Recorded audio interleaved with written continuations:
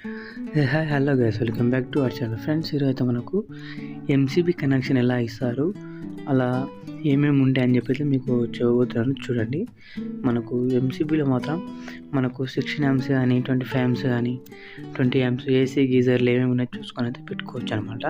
ఇది మనకు వచ్చేసి 2 pole ఐసోలేటర్ అనమాట. ఇది మెయిన్ది. ఇప్పుడు ఇది ఆన్ చేసినప్పుడు ఈ ఎంసీబీలోకి వెళ్ళి మొత్తం ఇక్కడ వస్తుంది అనమాట. మన కింద మాత్రం ఇన్పుట్ వస్తుంది, ఒక సైడ్ ఫేస్ ఒక side neutral, right side face వస్తుంది.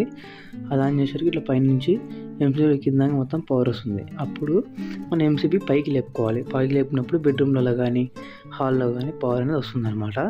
మనకు బెడ్రూమ్ నుంచి వచ్చే సర్క్యూట్ అనేది ఉంటుంది కదా, ఆ సర్క్యూట్ ఎంసీబీలకు పైన ఇచ్చేసుకోవాలి. మీకు లాస్ట్లో కూడా చెప్తాను ఎలా ఉంటుంది, ఎలా ఇస్తారని కూడా. ఇది వచ్చేసి మనకు ఇన్వర్టర్ కూడా ఇస్తారనమాట. ఇన్వర్టర్ కూడా సపరేట్ ఒక ఎంసీబీ అయితే ఉంటుంది.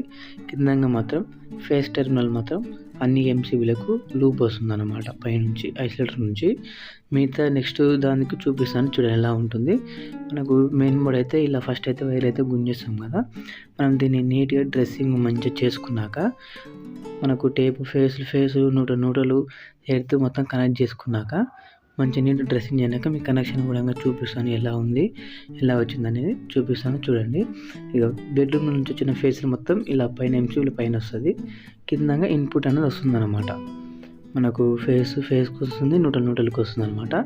వీడియో నచ్చితే లైక్ చేయండి. ఇంతకంటే క్లారిటీగా వీడియోస్ అయితే చేయబోతున్నాను. Do subscribe to our channel.